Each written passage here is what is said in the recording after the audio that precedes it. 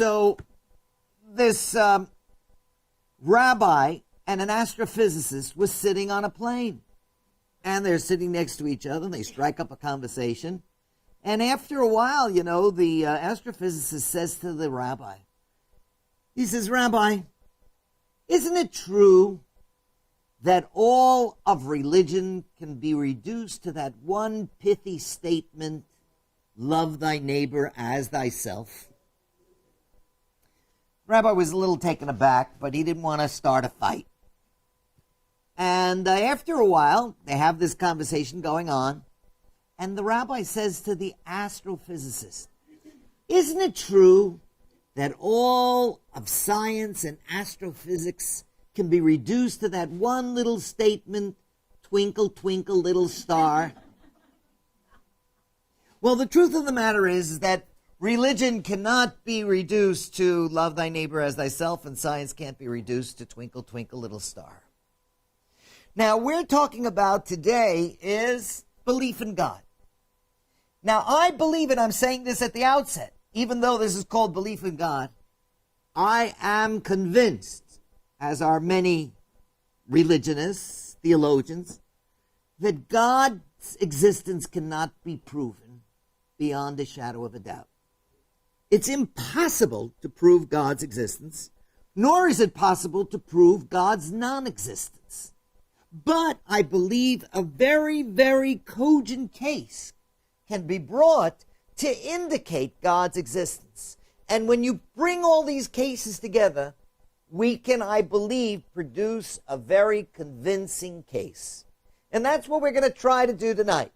Many have tried to prove God's existence. You know that there are these historic proofs of God's existence, like St. Anselm, Thomas Aquinas.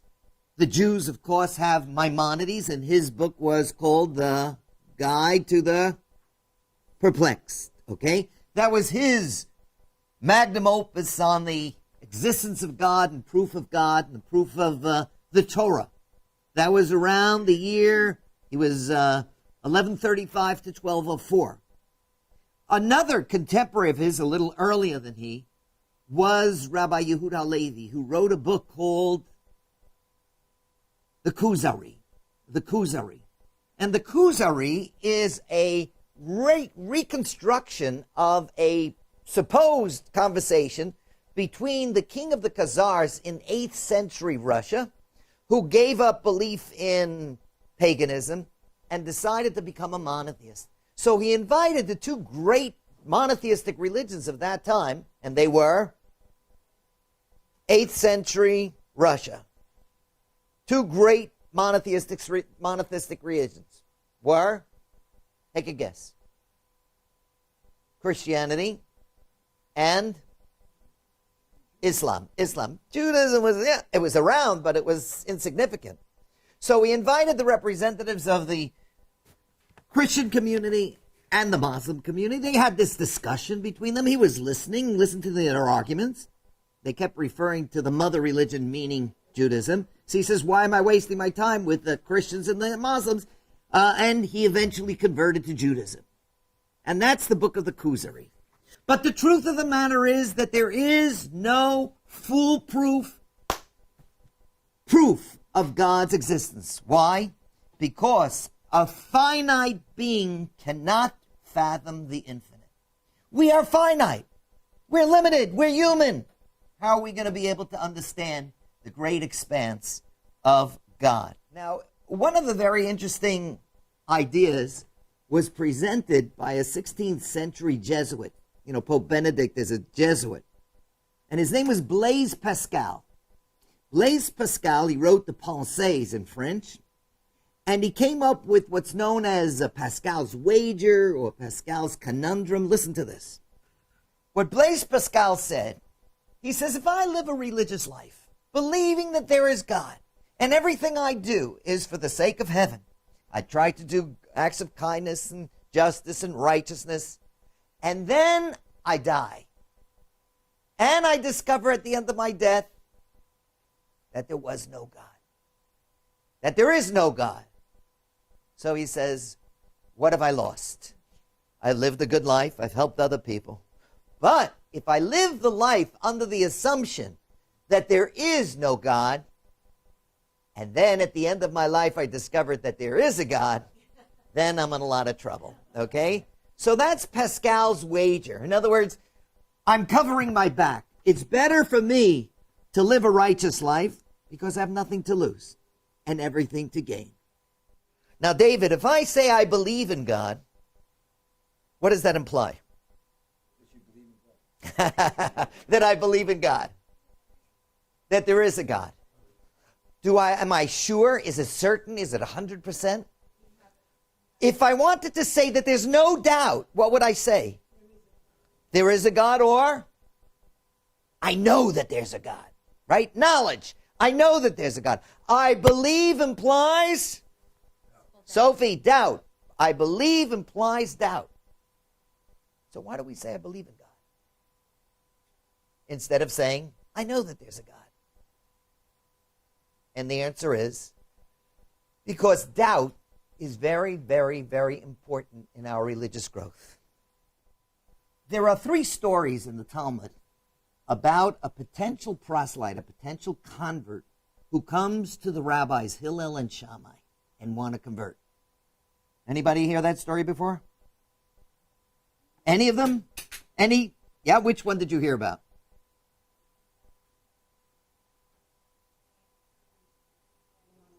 Good. That's the most famous, okay? The most famous one is the proselyte comes to Shammai. That's the rival of Hillel. They studied together, and he was known as a very strict, stern guy. And he says, teach me the whole Torah while standing on one foot. Shammai throws him out, thinks he's a joker. Hillel welcomes him in. And what does he say to him? He says, what is hated unto you, don't do unto others. Okay, the golden rule, except in the negative. Love thy neighbor as thyself, except in the negative. What is hated unto you, don't do to others. That's the whole Torah. The rest is commentary. And then the famous part that nobody knows is, what's the last part? Go study. Okay, everybody forgets that part. Okay, so that's one story. That's one story. Teach me the whole Torah while standing on one foot. Another one is a proselyte or a potential convert, a non-Jew, comes to Hillel and Shammai, and he says, convert me on the condition that I will become the high priest of Israel. Now, how do you become the high priest of Israel? How can someone become the high priest of Israel? You have to be born into the priestly family, and then, if you're lucky, you could be selected. The third story, and listen, this is the story that we're going to focus on. A potential proselyte comes to Shammai and says,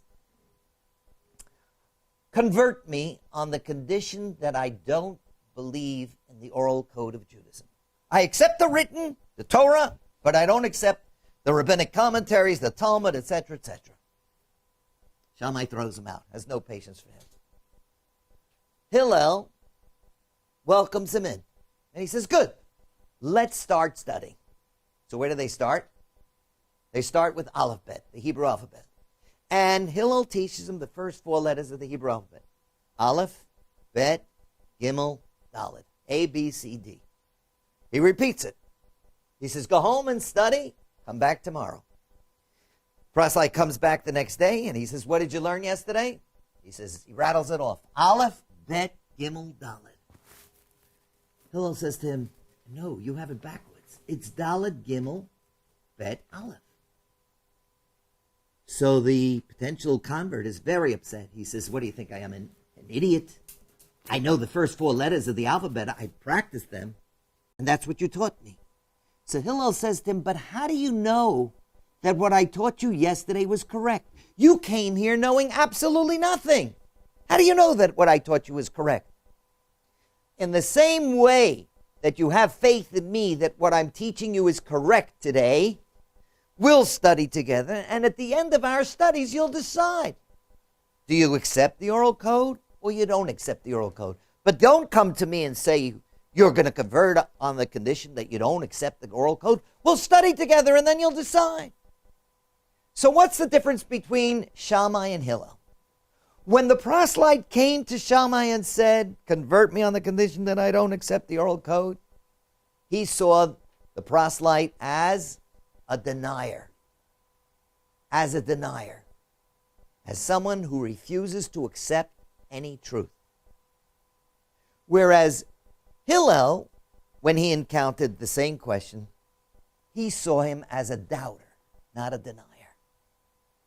And he sees doubt as an instrument of growth.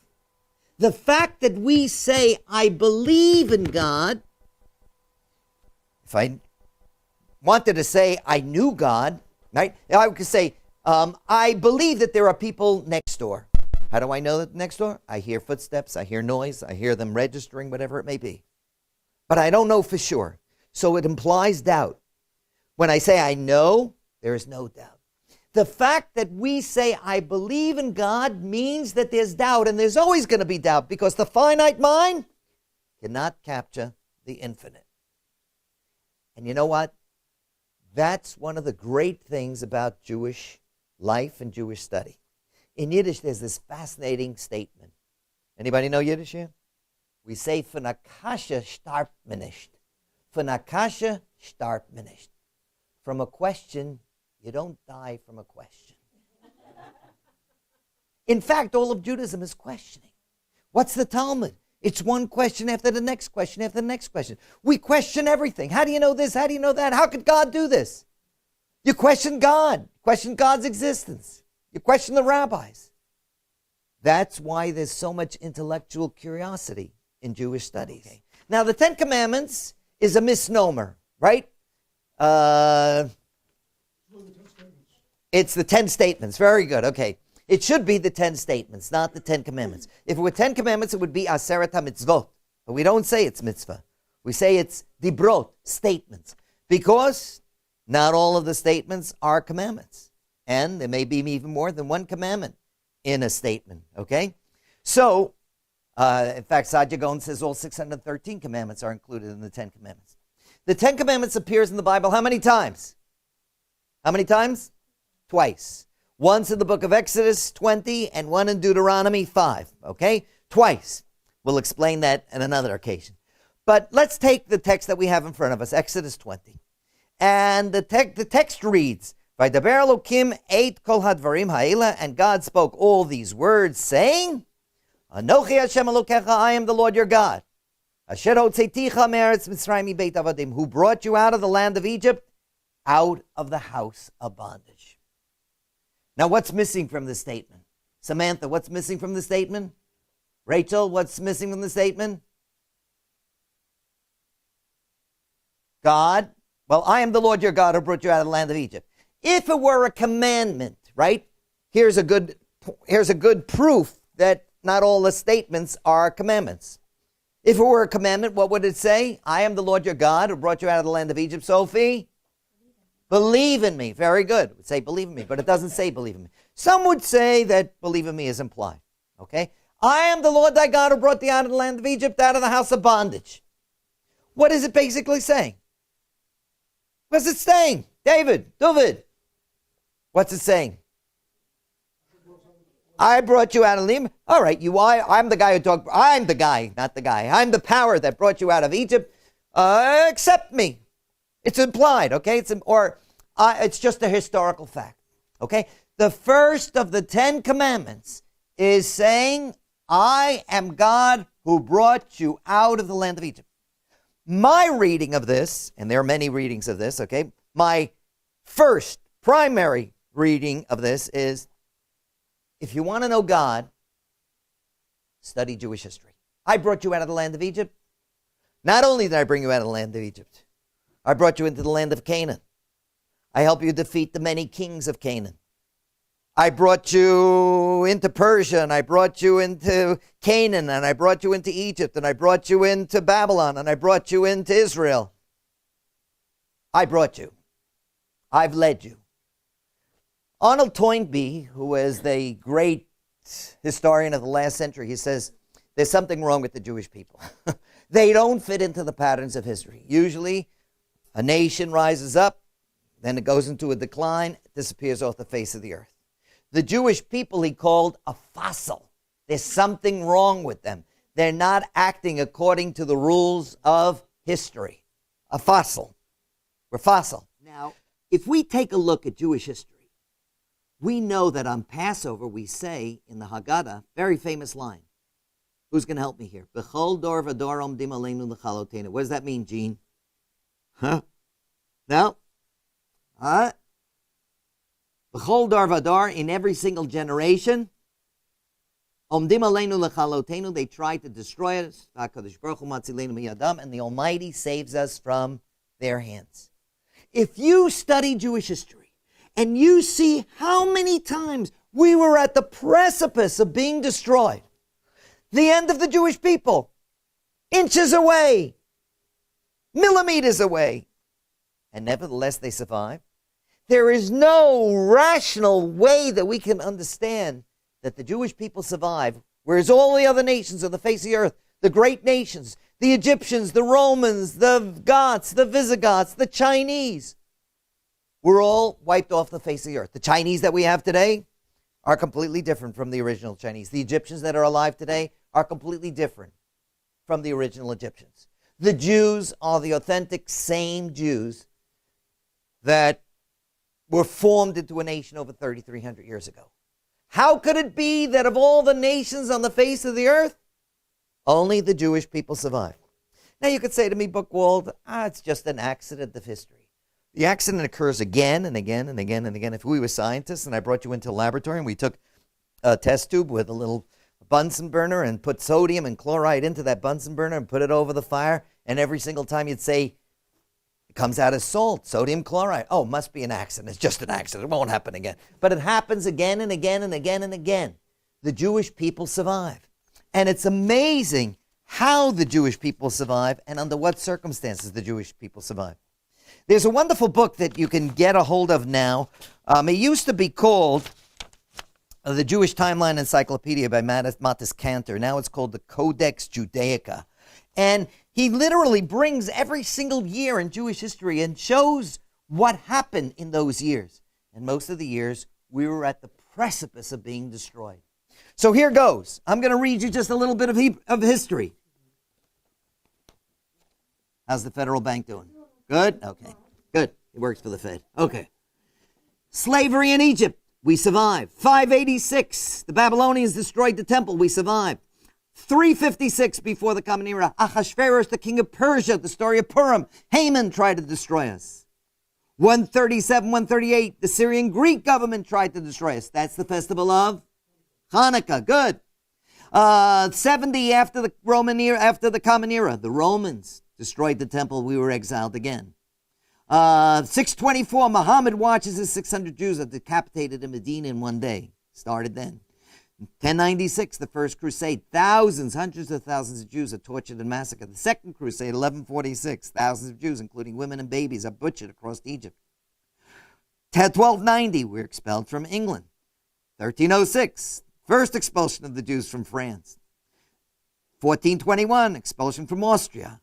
1492, expulsion from Spain. 1496, expulsion from Portugal. Okay? It goes on and on and on. 1648, Khmelnytsky, the massacres of the Jews by the Cossacks in Russia.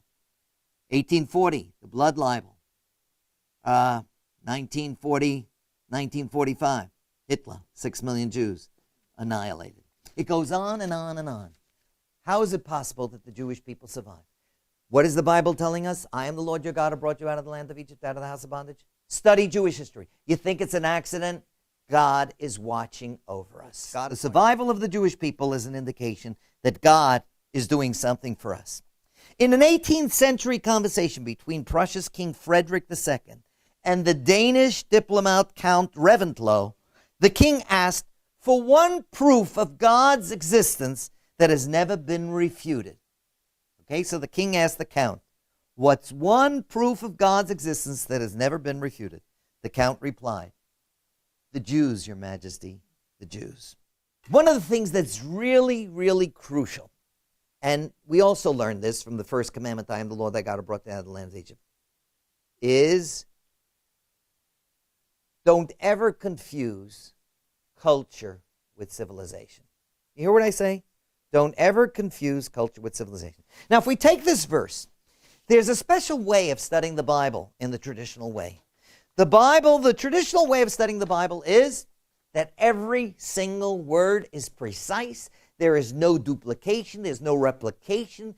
There's no doubling of context here. Everything comes to teach us something novel, something exciting. I am the Lord thy God who brought thee out of the land of Egypt, out of the house of bondage. What's duplicated here? What words could we do without? Out of the house of bondage, or out of the land of Egypt. What is that? I brought you out of the house of bondage. Everybody would know it was Egypt. I brought you out of Egypt. Everybody knows that Egypt is a house of bondage. Why does the text repeat the land of Egypt, out of the house of bondage? And I believe because it's there to teach us a very profound lesson. Let's go back to history. Okay, our basic history. The Fertile Crescent, cradle of civilization. Egypt was the cradle of civilization. Egypt was the most sophisticated and advanced of all the nations of that time. And yet, what is the Bible telling us? The land of Egypt, the house of bondage. This same advanced culture was able to take little Jewish boys and throw them in the river and drown them. Or as the Medrash says, when the Hebrew slaves did not produce enough bricks, they took Jewish children and plastered them into the walls. This is it. I am the Lord thy God who brought thee out of the land of Egypt, out of the house of bondage. Don't ever confuse culture with civilization. Just because a person's culture doesn't mean he's civilized. Okay, remember, World War II, the Nazis. They cried when they heard the music of Wagner and read the poetry of Goethe and Schiller. But they were completely indifferent when they ripped Jewish children from their mothers' breasts and smashed their heads. Don't ever confuse culture with civilization. This is one of the major issues that we face today in the 21st century. I am the Lord thy God who brought thee out of the land of Egypt, out of the house of bondage. I brought you out of Egypt. Egypt was the major cultural force. It was the house of bondage. It was murderous. It was immoral. So what am I telling you here? What does this have to do with belief in God? Not only did the Bible tell us in this first sentence, don't ever confuse culture with civilization, which is something that we take for granted all the time, but Judaism introduced hundreds of revolutionary ideas into culture and morality. Hundreds of revolutionary ideas are found in this primitive Bible that was written 3,000 years ago. Even by the Bible critics, they say it 2,500 years ago. Unbelievable. Let's explore what some of these revolutionary ideas are. And you tell me that it doesn't smack of the divine. You tell me. Here we go. Charity. The idea of charity. No civilization had ever practiced charity until it was introduced by the Bible. Judaism introduced that idea of caring for the infirm, the widow, the orphan, the poor. It was built into society. In fact, there are business rules. You can't own a field. You cannot own a field in Judaism without setting aside a corner for the poor people. You have to let it rest once in 7 years so that anybody can come on your field and take whatever they need to eat, whoever's hungry. I mean, it's astounding. It's astounding. You know, because we live in a society where, you know, it's dog eat dog. If you don't have it, it's too bad on you, etc. Thou shalt not murder. Is that originally a Jewish idea, thou shalt not murder? Bookworld, I know. I studied Hammurabi. Hammurabi was 400 years before the Torah. And Hammurabi says, thou shalt not murder. But listen to this. Very interesting. In the Hammurabi Code, if I kill my neighbor's son, my neighbor can come and kill my son. That's what thou shalt not murder means. You killed my son. You took away my property. That's what it's really talking about. Chattel. All right? I lost the chest. I lost the car. You have to substitute, right? This is what's called lex talionis. This is what's called an eye for an eye. You killed my son, I can kill your son. You raped my raped my daughter, I can come and rape your daughter, take your daughter as a concubine. I killed your slave, I can give you 16 camels, and we'd be even. In other words, in the Hammurabi Code, it said the same thing. The rules were exactly the same, but it was the interpretation that was entirely different. For Hammurabi, it meant that you made me lose property. If I made you lose property, you have to restore that property. Doesn't matter if an innocent third person is killed as a result of that. My poor son, he didn't do anything wrong. Judaism says no. First of all, ish becheto yumatu. Every single individual is responsible for his own deed. You can't punish a third innocent party for the crime of another person. Secondly, when you take a person's life, you're not committing a crime against his owner. You're committing a crime against the owner of every human life. And that's God. The Western world adopted the Jewish point of view, not Hammurabi's. How do we charge a person who's committed a murder? The state of New York versus John Doe. The Queen versus John Doe, the murderer. The state versus John Doe. In other words, you've committed a crime. They've just secularized it. Instead of saying God, you've committed a crime against the state. Not against the family of the victim. We introduced the idea of the sanctity of life. Every single mitzvah in the Torah, 613 of them, can be reduced to the sanctity of human life. And you'll see as we go along. These were revolutionary ideas included in the Bible 3,300 years ago when people were eating other people alive. When people were killing other people's sons and raping other people's daughters with impunity. And the Bible comes and says, no. Every single day in the Shema we say as follows. We say in the second paragraph of the Shema, V'natati esa b'sadcha, I will give you grass in the fields. V'achalta v'savata, you should eat and be satiated. Liv hemtecha v'achalta v'savata. For your animals, and you should be satiated. You know what the rabbis learned from this? Listen to this. Blow your mind. Blows my mind every time I talk about it. And that is that a person is not allowed to eat unless they fed their animals first. I've given the grass of the field to your animals. Then you can eat and be satiated. But until your animal is eaten, you can't be satiated. Want to hear something even more incredible? And that is that you're not allowed to do something that causes another person pain, another person distress. So let's say you go into a restaurant and you order, filet mignon, or you order flounder, whatever it may be, okay? Anything aromatic, anything that has a good smell to it. The rule is, according to the Code of Jewish Law, that's what it says there. It says that you're not allowed to eat until you offer the person who serves you the food. Would you like a little? That's Jewish law, because what you're doing is you're causing that person a hardship. You have a housekeeper serving you at home. Would you like a little? Even if they've eaten first, even if you have a deal with them, I'll give you filet mignon and I'll eat the goulash. You're not allowed to do that. You have to offer them first. It's like astounding, just astounding.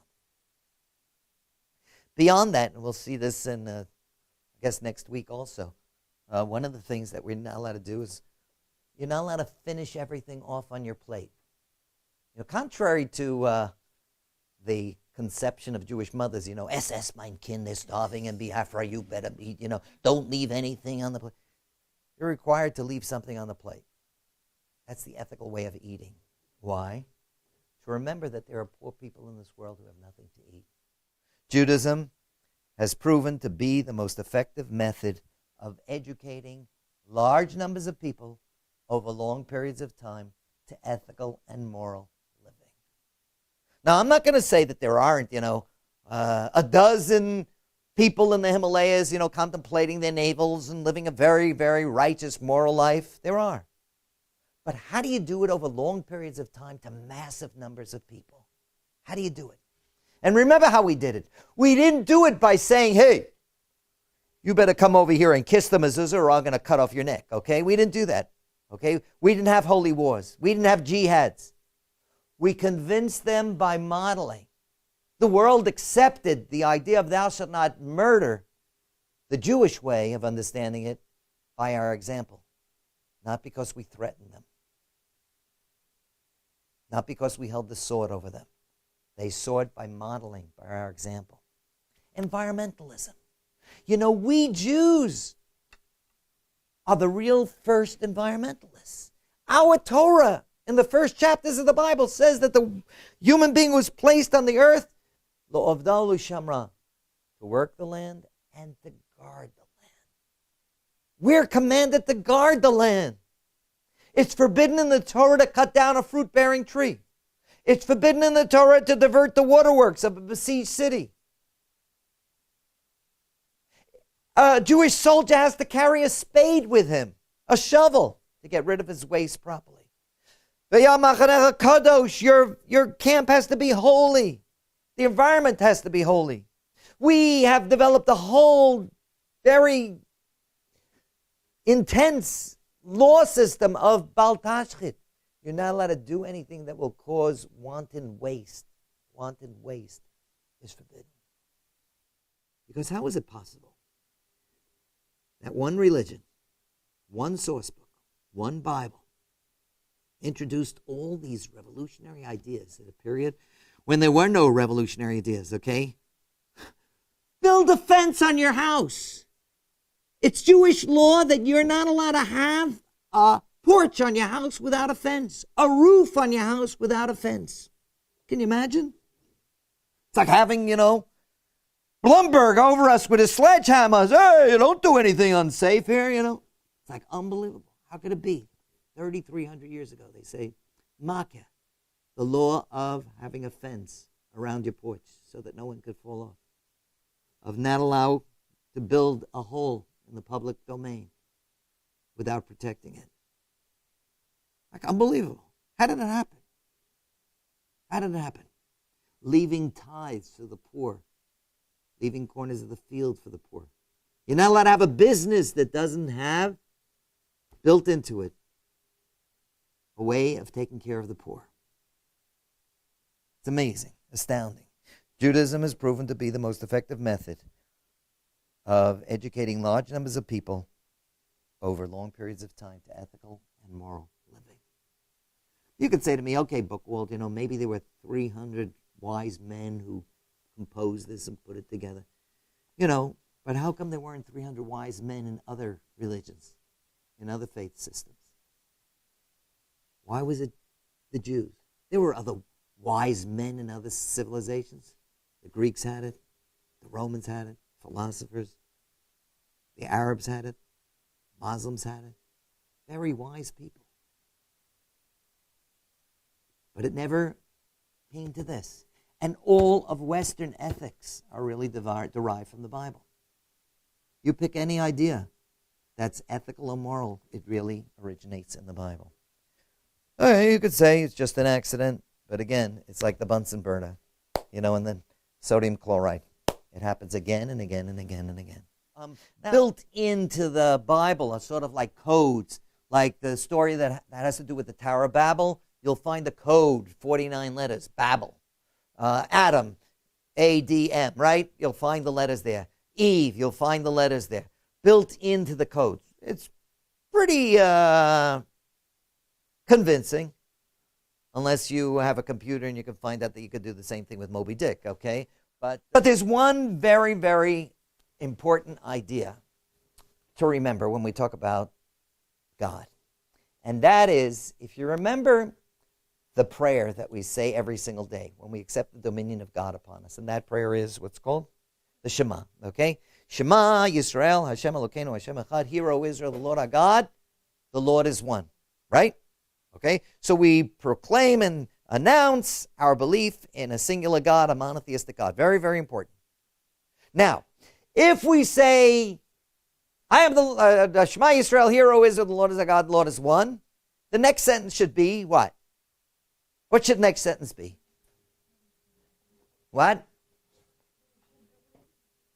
Baruch Shem Kavod Malchuto. That's not really a sentence in the Shema, okay? That was inserted. That's not found in the Bible, right? Remember, Jacob recited it when his sons, when he heard his sons. But the next sentence in the Shema prayer is what? What does that mean? Thou shalt love the Lord thy God with all thy heart, with all thy soul, and with all thy might, right?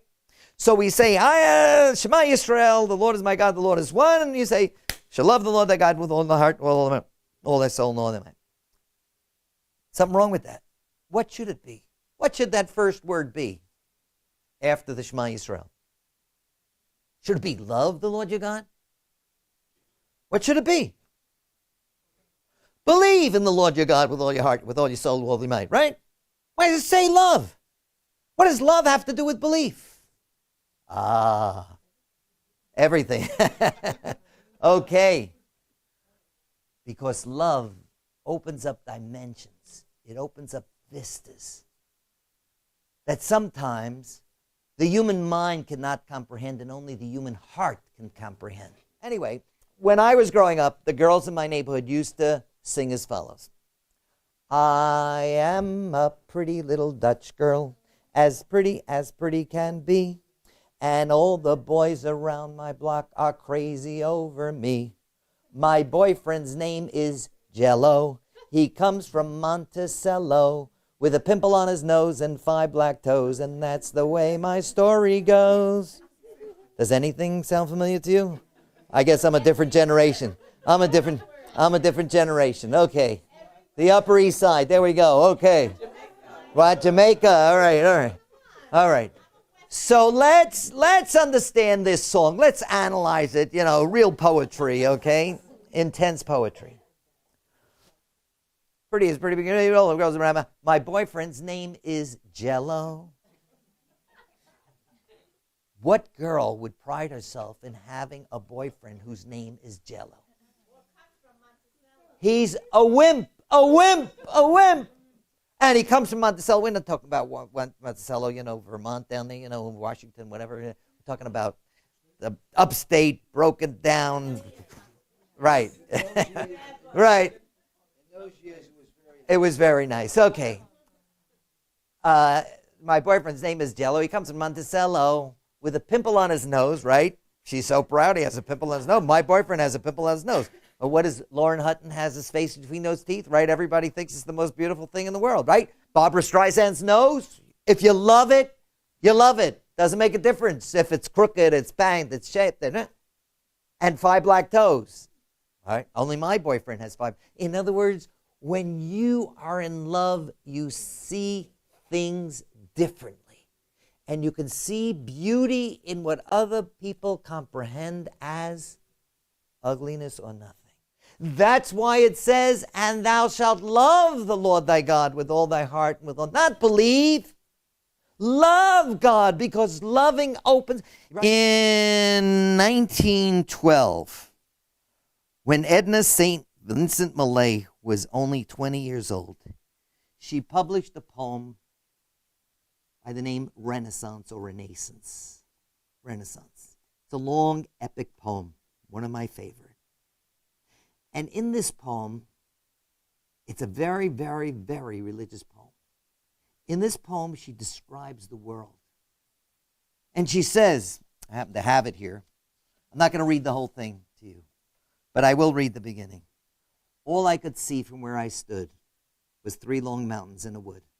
I turned and looked another way and saw 3 islands in a bay. So with my eyes, I traced the line of the horizon, thin and fine, straight around till I was come back to where I started from, and all I saw from where I stood was 3 long mountains and a wood. What Edna St. Vincent Millay is saying is that her world was so limited. It was so constricted. It was so small. I could reach up and touch the sky. The sky's not so high. I could reach up and touch it. And why was her world so small? Because all she saw in the world, she doesn't use this word, mind you, was tsuris, trouble. She saw trouble, suffering, pain, hardship. That's all she saw. All I could see from where I stood was 3 long mountains and a wood. I turned and looked the other way. That's it. Same thing wherever I looked. The world was caving in on her. She was overwhelmed by the pain and the trouble and the travail and the suffering. I turned and looked my gaze, and I saw a man in Capri. He was starving. He looked at me. I felt his hunger as my own. I heard at sea 2 great ships smack together, and 1,000 voices were in my throat crying, "Save me, save me, save me." And Edna St. Vincent Millay says, you know what? After a while, I couldn't take it anymore. And I said, God, give me relief. Give me a break. She says, I know now how such things could be, but all of a sudden, like the earth opened up under me, and I found myself in a grave, 6 foot underground. And the earth covered me. And she says, wow, I'm relieved from my travail, from my problems, from my sorrows, from the hurt, from the suffering, from the starvation, from the poverty. And I'm in my grave. And look, I even have a thatched roof over me with grass on the top. And suddenly it started raining. And she says, oh, the rain is kind to come and visit me in my new home. Isn't that nice? And then she says to herself, but you know what? I'm never going to see the rain again in my grave. I'm never going to see a drop of rain rolling down a blade of grass. After the rain, the sky will go clear again, and the apple orchards will give off a smell, and I'll never, ever smell that wonderful fragrance again. The grave is very lonely, very alone. And she says, God, give me another chance. I know I didn't appreciate it, the world, when I was on. Just give me another chance. I know not how such things could be. All of a sudden, a great wind came and threw her from her grave. And she opened her eyes, and she could see a fragrant, freshened apple tree and a blade of grass with a raindrop rolling down on it. And she kissed the ground, and she ran over to a tree, and she hugged it. She says, God, no matter how great the blockages that you put in front of me, you'll never be able to hide from me your radiant identity. You could move as fast as you can in this world, but I will spot you. I will chase you. I will see the goodness that you bring to this world. It's such a moving thing.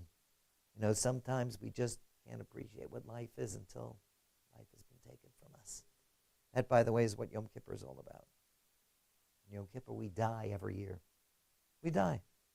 Dress in shrouds. We don't eat. We don't drink. We don't engage in sex. You're dead. Why? So that we can appreciate life. When it's over, we realize how much we missed it.